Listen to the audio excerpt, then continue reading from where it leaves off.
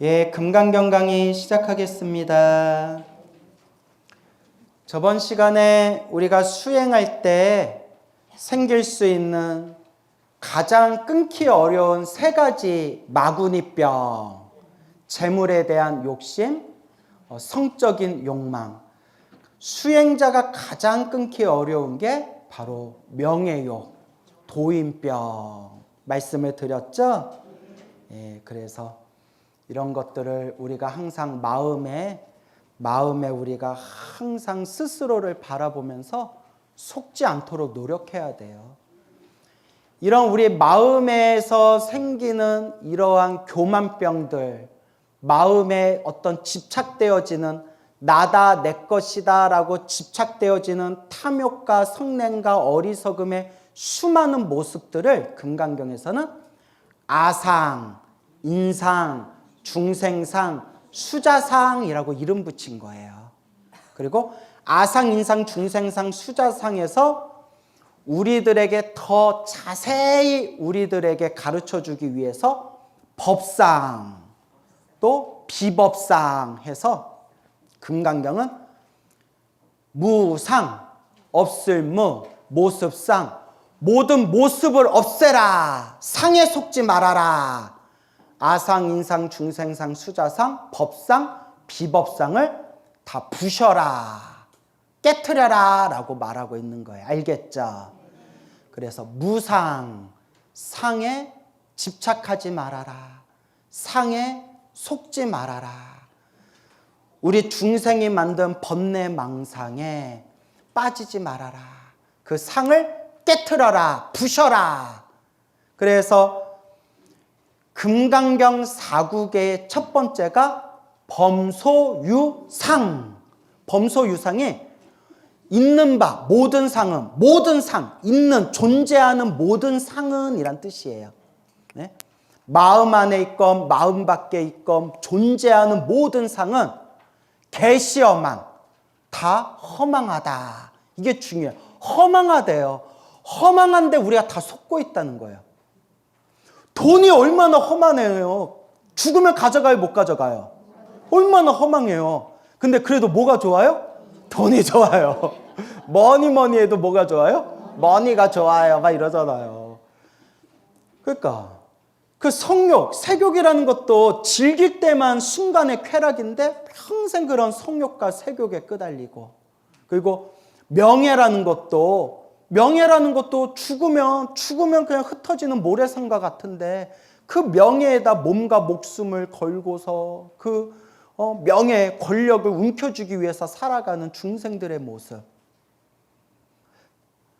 모든 존재하는 상은 다 허망하대요. 인연 따라 일어나고 인연 따라 흩어질 뿐, 인연 따라 모이고 인연 따라 사라지는 모든 인연법으로 이루어진 상들은 고정된 실체가 없다는 거예요. 그래서 허망하다는 거예요. 그래서 모든 상이 상 아님을 본다면, 여태껏 우리는 상이 고정된 실체가 있다고 집착했는데, 모든 상이 허망하구나, 모든 상이 허망한 줄 알았으니까 더 이상 집착해야 안 해요?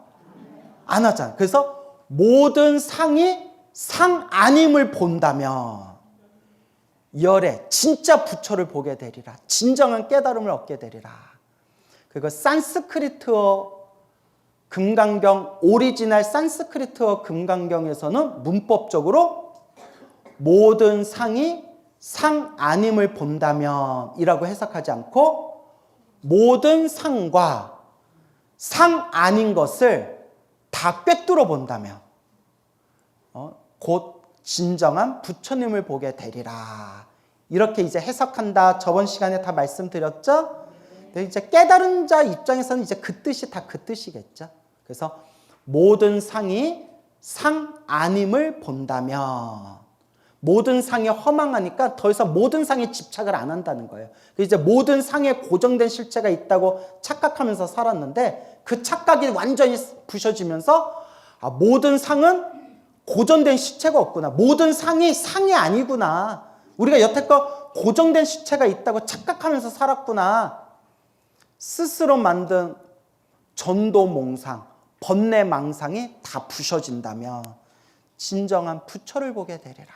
그래서 무상, 상이 없어지는 것을 종지, 핵심으로 삼는다. 무상, 상 없는 것을 핵심으로 삼는다. 그게 무상위종. 알겠죠?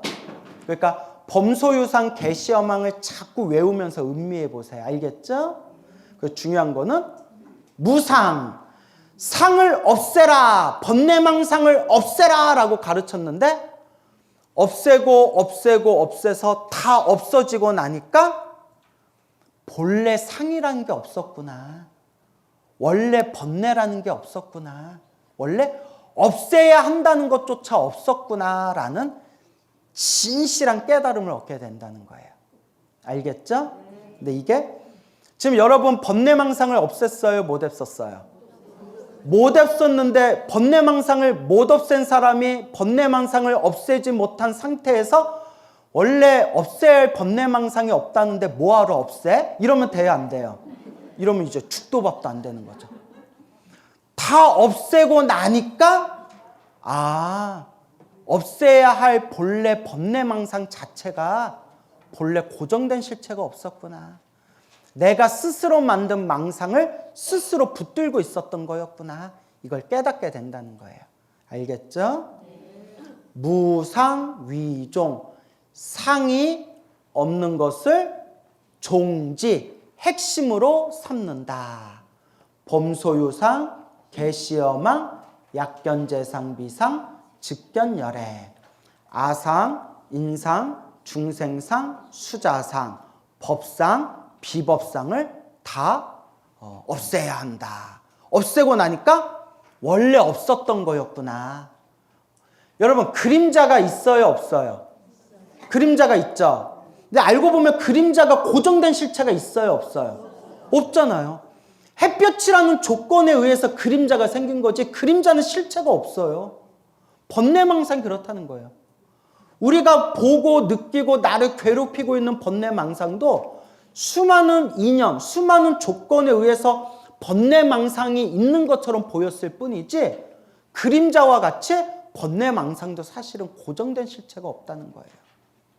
근데 여러분 머리로 다 이해하면 뭐 하라는 거예요? 머리로 다 이해해봤자 그게 뭐 하는 거라는 거예요? 실천이 안 되는데. 금강경 읽으면서 번뇌망상이 본래 없구나. 탐욕과 성냄과 어리석음이 본래 없구나. 망상이 본래 없구나. 내 마음 이대로 깨달음의 마음이었구나 하고 머리로는 딱 이해했는데 법당 나오자마자 요년 저년 죽을래 말래 내가 웃음냐 너 절에 몇 년 다녔냐 뭐 이러면서 뭐 싸우고 아니 많이 보잖아요. 여러분 못 봤어요? 너무 많이 봐가지고 나는 아니 머리로는 금강경 다 아는 것 같은데 현실에서는 막 탐욕과 성냄과 어리석음이 그대로 막 드글드글 들끓는데. 그래서 입으로 닦으면 안 된다는 거예요. 뭘로 닦아야 된다? 마음으로 닦아야 된다는 거예요. 그러니까 우리 친한 스님들도 저한테 그러세요. 광우는 극락에 갈 거라고. 모든 사람은 극락에 못 가도 광우는 반드시 극락에 갈 거라고. 정말요 스님? 근데 너는 혓바닥만 극락에 갈 거라. 혓바닥만 극락에 갈 거라. 왜요? 혀로는 이렇게 좋은 법문 많이 하고 신도들한테 좋은 이야기 많이 해줬으니 뭐는 극락에 갈 거다? 너 혓바닥은 극락에 가겠다 야. 이렇게 우스갯소리도 하시고. 그러니까 혀로 닦으면 안 되고 무엇으로 닦아야 된다? 몸과 마음으로 닦아야 된다. 그래서 이제 무상위종 조금 머리에 잡히세요? 네, 무상. 상이 없어야 한다. 상이 없어야 한다. 그래서 금강경에 나오죠. 무부, 아상, 인상, 중생상, 수자상, 무법상, 영무, 비법상. 다시는 아상, 인상, 중생상, 수자상이 없으며 법상이 없으며 또한 비법상이 없다. 이와 같은 중생은 시제중생, 득, 여시, 무량복덕. 이러한 모든 중생은 이와 같이 무량한 복덕을 얻는다. 금강경에서 분명히 얘기하시잖아요. 그렇죠, 여러분. 제가 금강경에 있는 구절을 딱 이렇게 읊조리면 신도님들이 읽기는 읽었는데 그게 어디 나오는지 모르겠다고. 예, 그러니까 눈으로만 읽어서 그래요. 눈으로만. 마음으로 읽고 자꾸 사경도 하고 금강경을 통째로 외우셔야 돼. 알겠죠? 여러분, 금강경을 한문으로만 외운 분들이 막상 한글로 번역하려면 또 못해요. 그러니까 한문으로도 읽고 한글로도 외우고 한문으로도 외우고 한글로도 읽어봐야 돼요. 이게 이런 뜻이구나. 딱 여러분, 여시아문 하면 무슨 뜻이에요? 이와 같이 나는 들었다. 저절로 딱 나오죠. 이와 같이. 그러면 여러분, 부차, 수보리, 보살, 업보, 응무, 소주, 행어보시. 그럼 뭐라고 번역해야 돼요? 그렇죠. 그냥 웃지요. 여시아문 했을 때 딱 나왔는데 왜 보살, 업보, 응무, 소주, 행어보시 하니까 왜 안 나와요? 길어서? 연습이 안 돼서. 연습이 안 돼서. 알겠죠? 그래서 근데 여러분, 제가 진심으로 하는 얘기예요. 그냥 큰 스님들이 이렇게 얘기하셨어요. 무슨 뜻인지 모르고 읽어도 공덕이 있다. 야, 무슨 뜻인지 모르고 공덕이 있대요. 소가 죽어서 다음 생에 큰 스님으로 태어났대요. 큰 스님으로 태어났는데 왜 큰 스님으로 태어났느냐? 어느 스님이 부처님 경전에 딱 펴놓고 읽고 있다가 꾸벅꾸벅 졸았대요. 꾸벅꾸벅 졸다가 소가 소 풀을 막 뜯어먹고 돌아다니가 스님이 졸고 있는 옆에 와서 풀을 뜯어먹고 있었대요. 소가 이렇게 뜯어먹고 스님이 졸고 있으니까 코로 킁킁거리다가 콧김을 흥 하고 콧김을 뿜었는데 경전이 한 장 파다닥 넘겨졌대요. 소 콧김에 경전 종이 한 장 넘긴 공덕으로 그 소가 다음 생에 큰 스님으로 태어났대요. 불교설화에 나와요. 믿음이 없는 자는 개뻥, 그딴 게 어딨냐 이러겠지만 믿음이 있는 자들은 야, 소가 콧김으로 부처님 경전 한 장을 넘긴 공덕만으로도 큰 스님으로 태어났다는데 우리가 이번 생에 이렇게 금강경을 배우고 금강경을 독송하고 부처님 가르침을 공부하니 우리 공덕이 얼마나 많이 쌓이고 있겠느냐. 제가 더 열심히 공부하겠습니다. 더 열심히 수행하겠습니다. 마음에 되새기셔야 돼. 알겠죠? 불교 공부를 열심히 했는데도 나쁜 일이 생기면 내가 전생부터 중생으로 살면서 못된 짓을 많이 지어서 받을 업보가 많은데 그래도 부처님 가르침을 공부해서 이번 생에 크게 받을 걸 어떻게 받는구나? 크게 받을 걸 작게 받는구나. 크게 받을 걸 작게 받는구나. 흔들림 없이 중심을 잡고 부처님 가르침을 공부해야 되겠구나. 이렇게 마음을 다잡으셔야 돼요. 알겠죠? 우리 이번 생에 부처님 가르침 잘 공부합시다. 그래서 무상위종, 상 없음을 종지, 핵심으로 삼는다.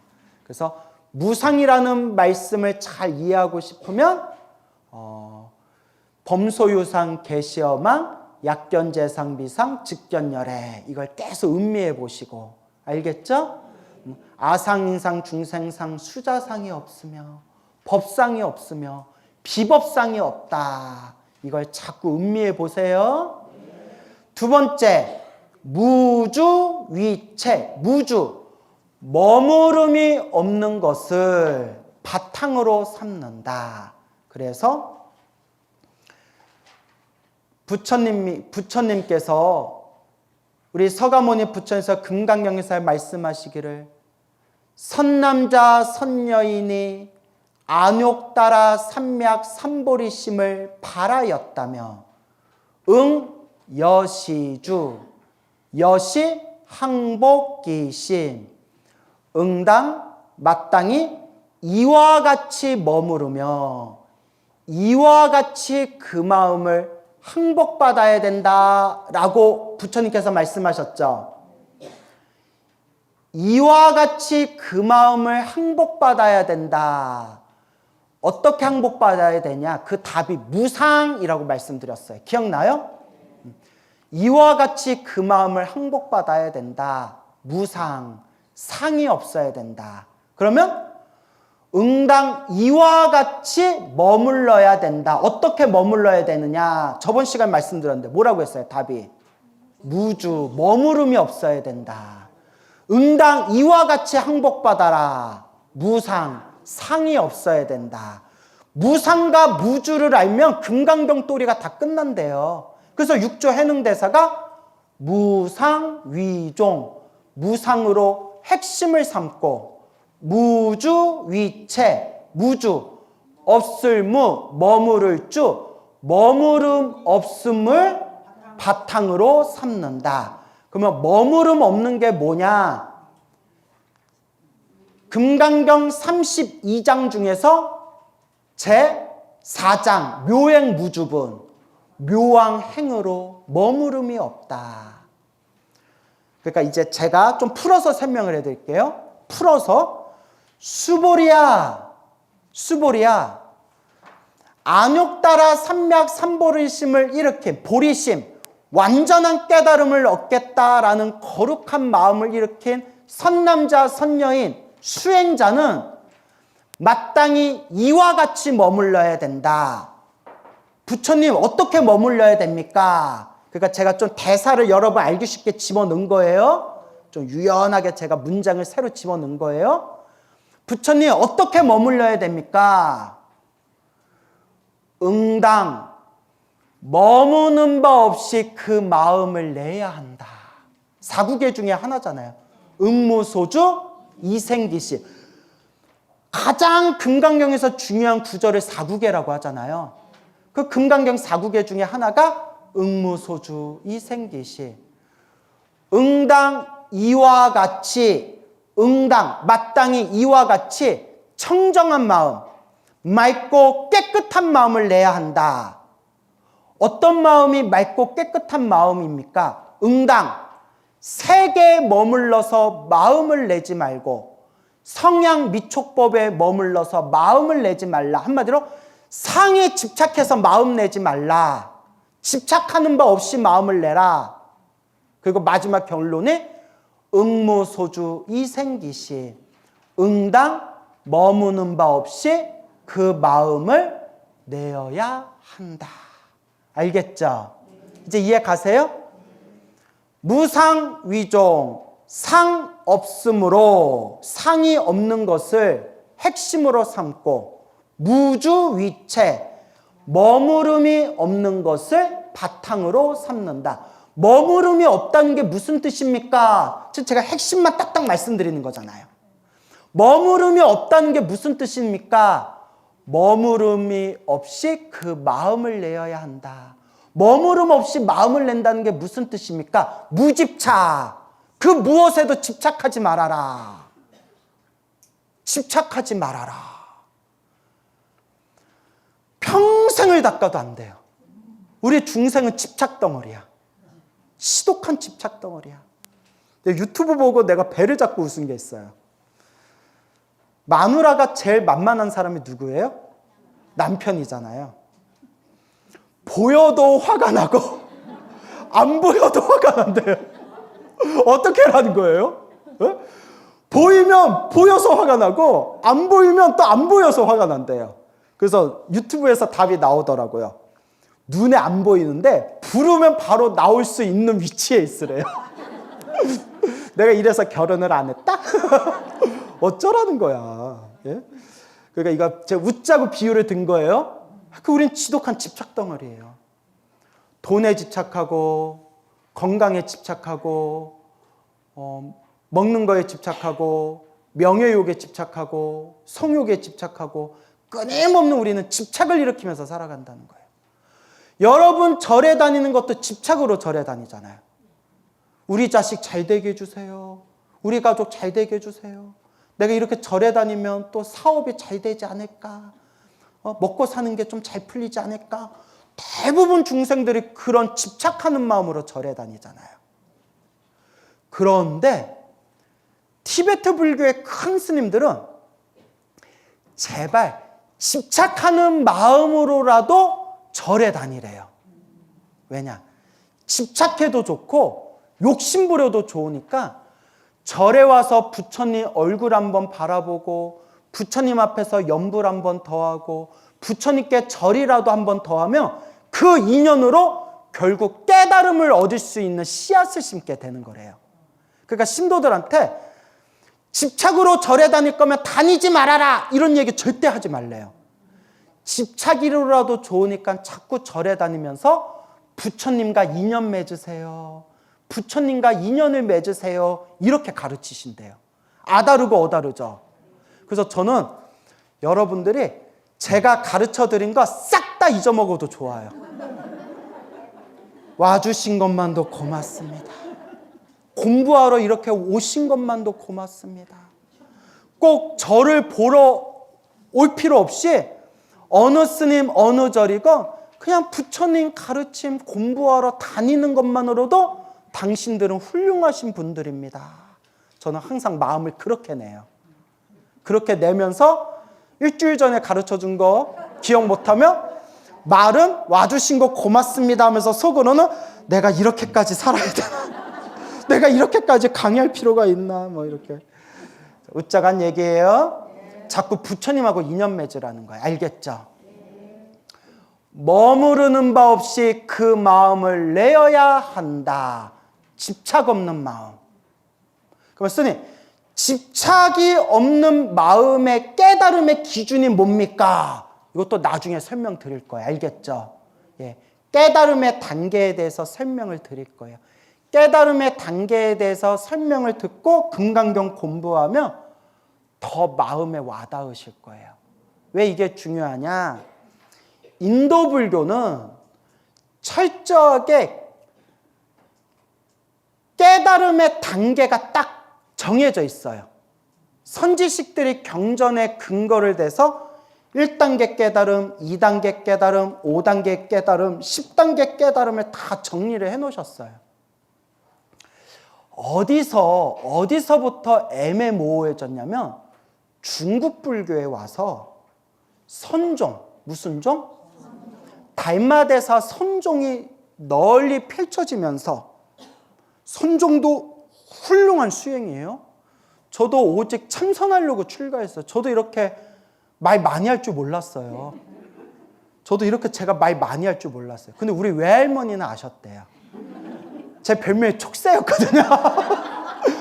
우리 외손주는 나중에 말로 먹고 살 거다. 네, 그러셨어요. 어쨌건 이렇게 부처님의 소중한 가르침을 널리 전하고 있잖아요.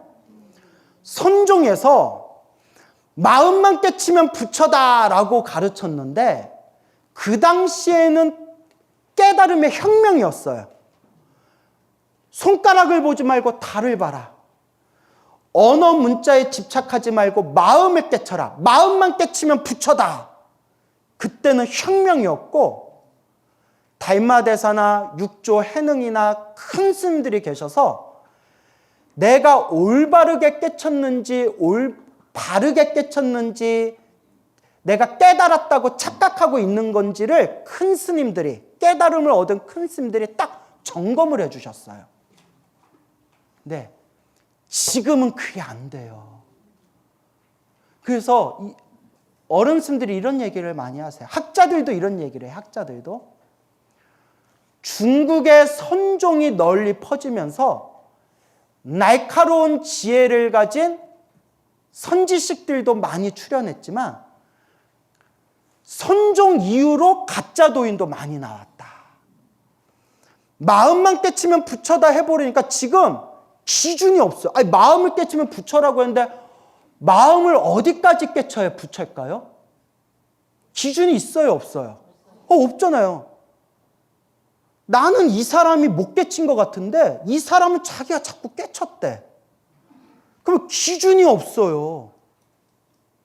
저기 불자님하고 아무리 대화를 나눠봐도 나는 불자님이 진짜 깨달은 것 같지 않습니다. 그냥 공부하다 머리가 좀 맑아진 것 같고 지금 깨달음이라고 착각하는 것 같습니다 하면 너는 깨쳤냐? 이래요. 네가 못 깨달았으니까 내 깨달음을 모르는 거지. 막 이래버려요. 또 말빨은 늘어가지고. 그런 사람들이 많이 봤다니까요. 큰 스님들한테 찾아가서 제가 깨달았습니다 하니까 큰 스님들이 너 깨달은 거 제대로 깨달은 거 아니니까 처음부터 다시 공부해라 하면 막 지랄 발광을 해가지고 왜 내 깨달음을 인정해 주지 않습니까? 막 난리치고 그러고 심지어 막 큰 스님 때리려고 주먹질도 하고 광기가 생긴 거예요. 그래서 우리 어른 스님들이 하는 농담이 여러분 수행이 깊어지면 몸에서 빛이 뿜어져 나온대요. 마음의 빛일 수도 있고 실제로 몸에서 빛이 뿜어져 나오는 현상도 있고 그걸 방광이라고 해요. 뭐라고요? 수행이 깊은 경지에 들어가면 삼매의 깊은 경지에 들어가면 방광을 해요. 그래서 선배 스님한테 스님 제가 이번 안거 때 열심히 수행해서 방광 한번 하겠습니다 하면 스님들이 뭐라고 하시냐면 야 발광이나 하지 마라. 발광이나 하지 마. 입 다물고 조용히 공부나 해. 이제 우스개로. 이렇게 가짜 착각도인들이 많아요. 마음을 깨치면 부처다가 시원한데 마음을 깨달은 기준이 어디에 있냐고요. 어렵죠? 어렵죠. 그래서 가짜 도인들이 많이 나와요. 공부하다가 가슴이 시원해지고 마음이 맑아지는 그런 경계를 한번 맛본 것 같고 자기가 깨달았다 착각하는 사람들이 많아요. 여러분 공부 좀 열심히 한 스님들 치고 그런 거 경험 안 해본 분들이 있겠어요? 근데 본인이 스스로를 살펴봐도 자기의 공부가 부족한 걸 아니까 깨달았다는 얘기를 안 할 뿐이지 아니 여러분 나라고 책에 나오는 그런 신비 체험을 제가 안 해봤겠어요? 근데 이게 다 허망한 꿈과 같다는 걸 아니까 그런 거 자랑할 필요도 없으니까 말을 안 하는 거지. 그래서 어른 스님들, 큰 스님들이 그릇이 작은 사람들일수록 공부하다가 착각을 잘 일으킨대요. 근데 이제 여러분들한테 가르쳐드릴 인도 불교에서 말하는 깨달음의 단계를 충분히 이해를 하면 자기가 제대로 못 깨달았으면서 깨달았다라는 착각에는 빠지지를 않겠죠. 무슨 말인지 알겠죠? 근데 불교 공부한다는 사람들이 분명히 경전에 나오는 내용이고 인도 불교에서부터 큰 스님들이 깨달음의 경지에 대해서 단계를 세워놨는데 그걸 무시해요. 마음만 깨달으면 부처인데 이런 거 다 필요 없다고. 이런 거 다 허망한 얘기라고. 답이 없어요. 도인병에 걸리면 답이 없어요. 그래서 저는 깨달음의 기준은 서로 바라보는 사람마다 다르잖아요. 저는 적어도 지장보살 정도는 돼야 깨달았다 말할 수 있다. 저는 이렇게 얘기해요. 깨제제한 작은 깨달음 말고 지옥 가서 중생을 구제할 정도는 돼야 깨달았다라고 자신 있게 얘기할 수 있죠. 여러분 당장 지옥 가서 중생 구제해 올 사람 있어요 없어요? 여기서 저 할 수 있어요 하면 우리 관계 또 어색해지는 거예요. 네? 그러니까 깨달음의 단계를 낮게 잡지 마세요. 알겠죠? 자유자재로 중생을 제도할 정도는 돼야 대승불교에서 말하는 깨달음이에요. 나중에 자세히 말씀드릴게요. 십지보살에서 대승불교 깨달음의 단계를 수없이 법을 설하셨는데 가장 기준이 되는 게 십지보살이에요. 몇 지보살? 십지보살. 그 십지보살에 대해서 설명하는 경이 십지경이에요. 무슨 경? 십지경. 그 십지경이 화엄경 십지품에 그대로 나와 있는 거예요. 그래서 세친 스님이라는 천재 스님이 처음에는 소승불교를 공부하다가 무슨 경을 듣고 충격에 빠졌다고 했죠? 십지경이라고 했잖아요. 그죠? 십지경? 자꾸 듣다 보면 이제 귀에 익숙해져요. 세친 스님이 처음에 소승불교를 공부하다가 십지경이라는 경전 소리의 가르침을 듣고 그 자리에서 충격을 받아서 이렇게 위대한 가르침이 있는데 내가 소승불교를 공부하고 대승불교를 비방했구나. 내가 지은 구업을 참회하리라 해서 자기 혓바닥을 칼로 자르려고 했잖아요. 기억나세요? 안 나세요? 이제 나시죠? 그때 형님이신 무착스님이 네가 혓바닥을 자른들 업장이 소멸되겠느냐. 지금까지 너의 새치여로 대승경전을 비방했으니 이제부터 그 새치여로 대승경전의 심오한 가르침을 세상에 널리 전해라. 그게 너의 업장을 소멸하게 해줄 거다 해서 세친 스님이 소승불교를 공부하다 대승불교로 전향해서 미륵보살이 가르쳐 주신 유식사상을 완성하는데 큰 공헌을 하셨다. 이런 얘기 제가 목이 아프도록 몇 주 전에 말씀드렸어요. 그냥 얘기한 게 아니라 목이 아프도록, 집에 가면 목이 아프도록 말씀을 드렸어요. 그러니까 기억 좀 잘 해놓으세요. 내 기억 못해도 귓가를 스친 것만으로도 공덕이 있다 없다. 예, 그러니까 아유 귓가를 스친 것만으로도 공덕이 있는데 뭐하러 외우냐? 또 이렇게 얘기 생각하시면 또 이제 자, 그래서 십지 단계, 십지보살의 10단계. 이제 그걸 나중에 설명을 드릴게요. 알겠죠? 자, 그러면 이제 다시 본론으로 들어와서 무상, 상이 없는 것을 핵심으로 삼고 무주, 머무름이 없는 것을 바탕으로 삼는다. 상이 없다. 머무름이 없다. 없을무가 두 개가 들어가죠. 그러니까 잘못 허무주의에 빠질까 봐.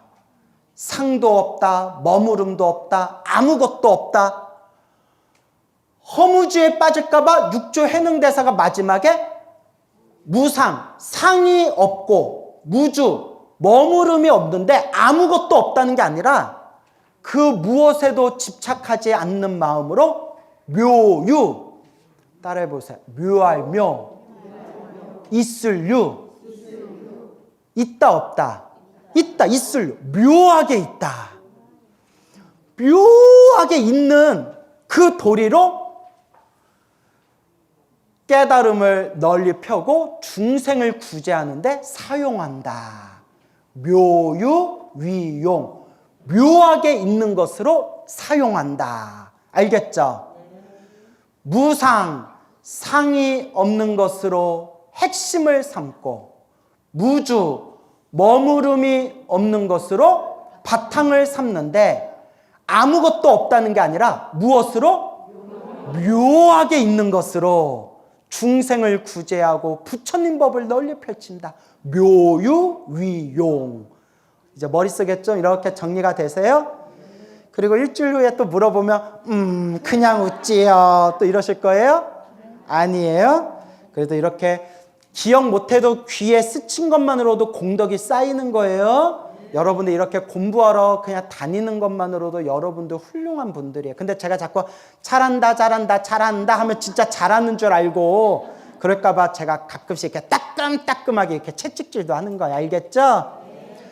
그래서 묘유, 위용, 무상으로 상이 없는 것으로 핵심을 삼고 머무름이 없는 것으로 바탕을 삼아서 묘하게 있는 것으로 이용한다 했죠?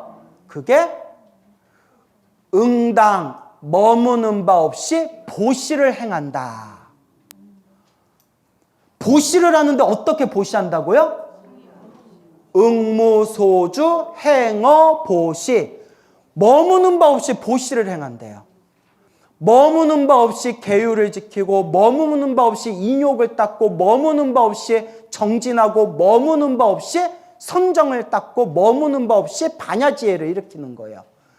응당 머무는 바 없이 보시를 행한다. 이거 나중에 제가 자세히 설명해 드릴 텐데 기억해 두세요. 응당 머무는 바 없이 보시를 행한다라는 그 행간의 의미는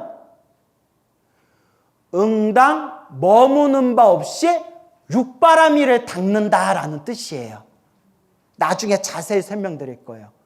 스님, 왜 금강경에서 육바라밀 중에서 왜 응당 머무는 바 없이 보시를 행한다, 보시만 나와요? 그게 아니라 보시라는 말 안에 뭐가 다 들어가고 있는 거다? 육바라밀 도리가 다 들어가 있는 거예요. 옛날 큰 스님들이 이걸 다 밝혀놓으셨어요. 상세하게. 그래서 상이 없는 것을 핵심으로 삼고 머무름이 없는 것을 바탕으로 삼는데 묘하게 있는 것으로 이용하고 사용한다. 묘하게 있는 것이 대표적인 표현이 보시를 행하는데 어떻게 보시를 행한다? 머무는 바 없이 보시를 행한다. 뭔 얘기인지 알겠죠? 그래서 수보리야, 보살, 당응, 여소, 교주. 수보리야, 머무는 바 없이 마음을 내라. 머무는 바 없이 보시를 행하라. 머무는 바 없이 닦아라. 머무는 바 없이 깨달음을 얻어라.